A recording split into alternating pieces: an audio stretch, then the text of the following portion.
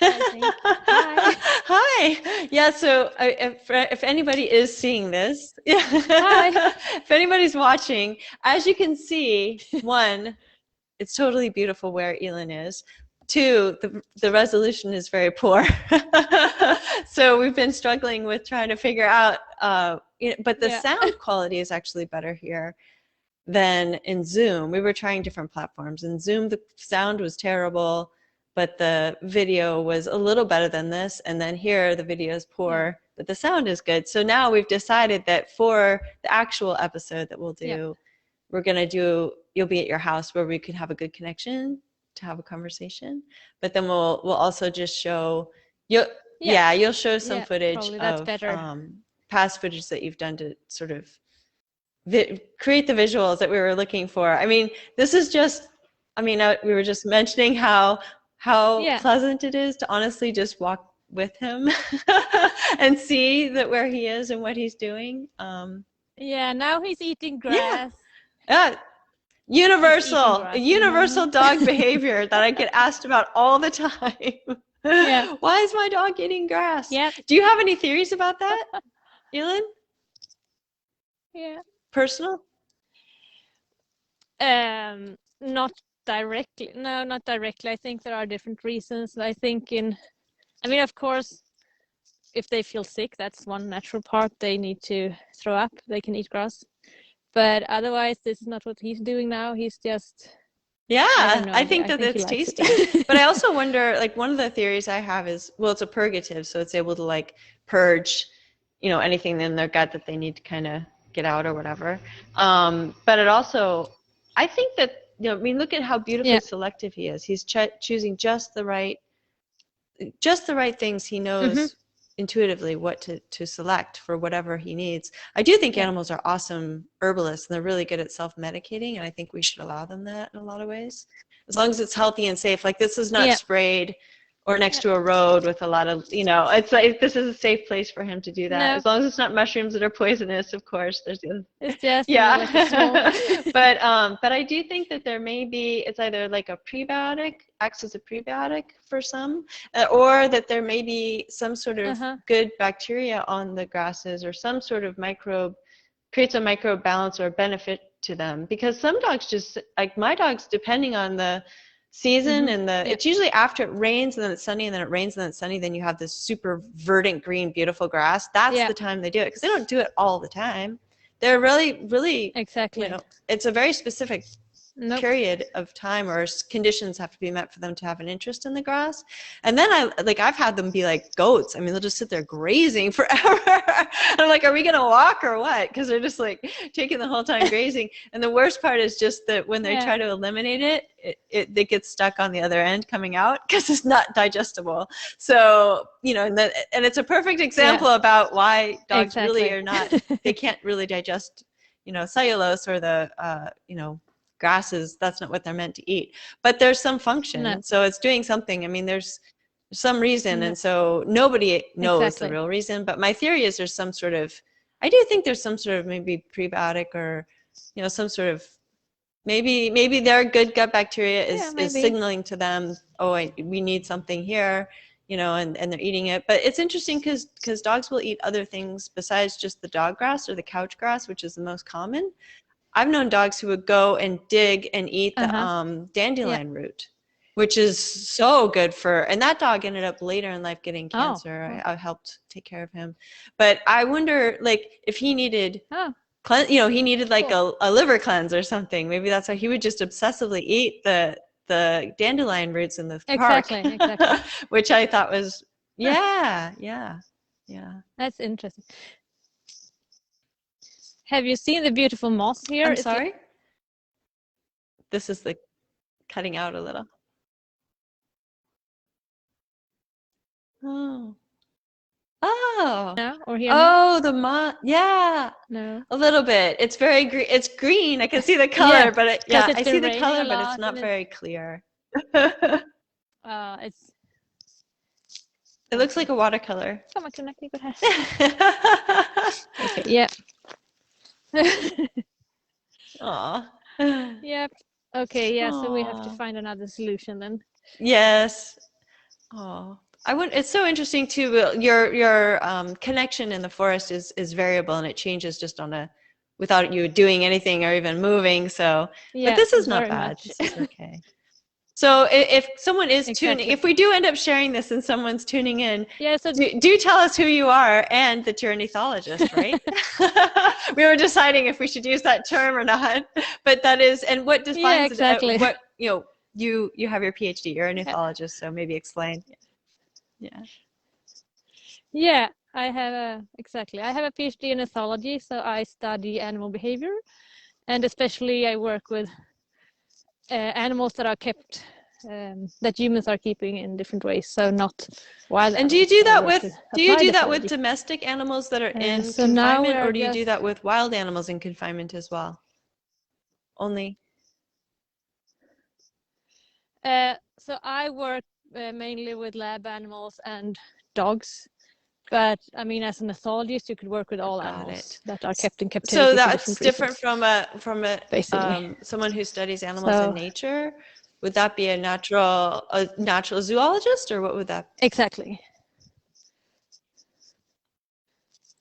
Yeah, I mean, you can be an ethologist You and study chose. wild animals. It's just I'm into applied ethology, and applied ethology is Got it.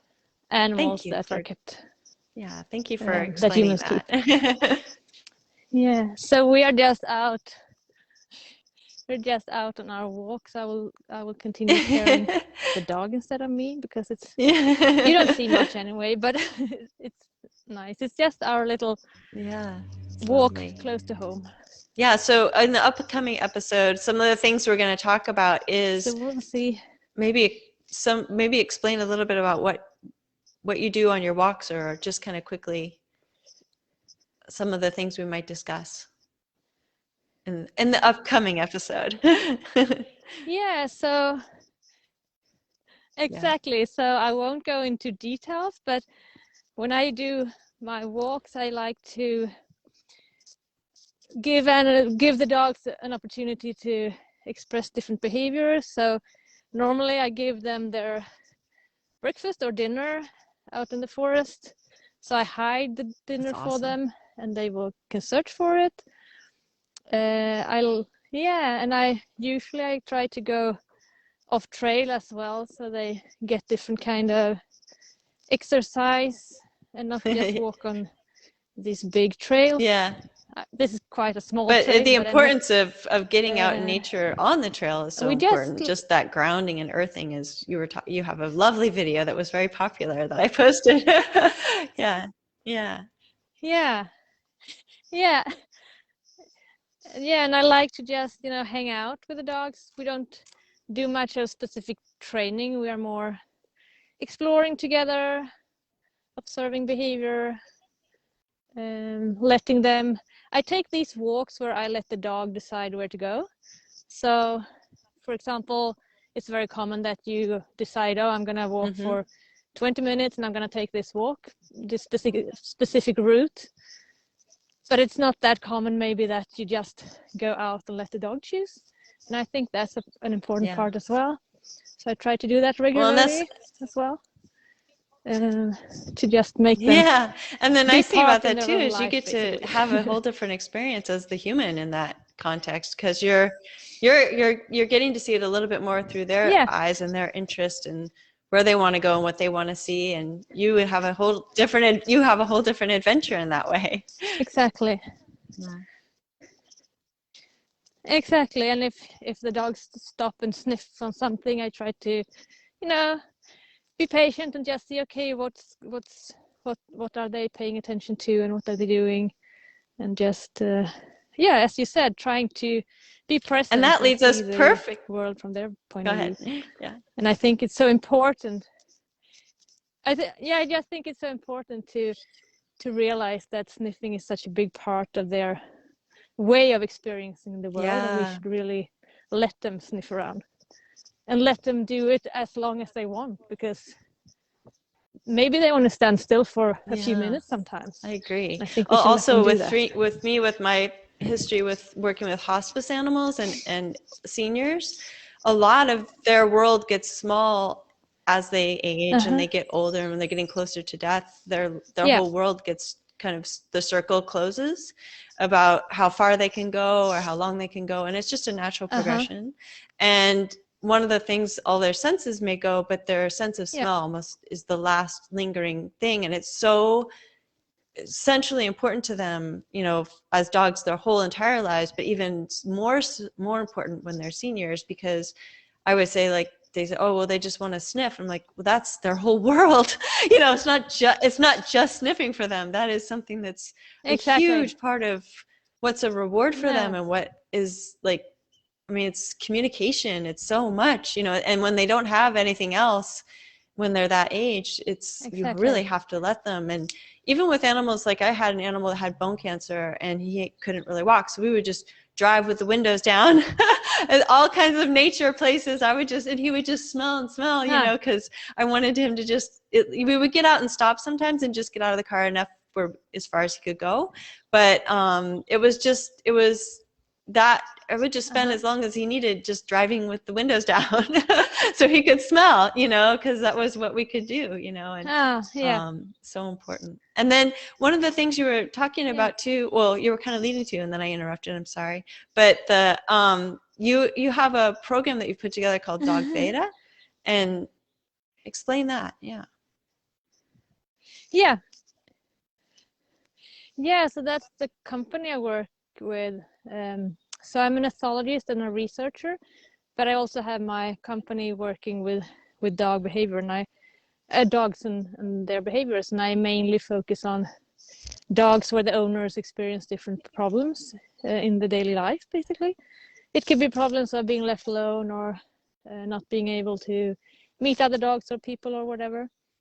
And so we work with different parts of, try to look at the like a holistic view, look at the dog's life, and try to get them in balance to be able to cope better in different ways. So Dog Beta, is there any, like, are there certain like practices that you do in that are like kind of cornerstone or like foundational principles that people follow for that? Or I'm probably asking too many questions. We should save it probably for I mean, sorry.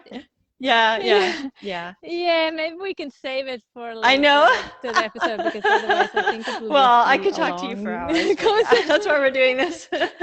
Well, cool. Well, thank you. It's actually the resolution here is not bad. This looks pretty good. We're just I see. Because now I'm closer to homes. This is great. So maybe I could be here. And Akunak is observing a dog that is walking on the trail nearby. So that's why he's sitting there very focused and just observing. Are there a lot of dogs where you guys walk typically? That's I mean, not even compared to you. No. Exactly. It's not Fort Funston. We don't always meet dogs during our walks, but maybe sometimes we do. So it's quite a lot of dogs, but not that many that walk off trail in the forest. All right. Well, Elin, this has been a good little test again.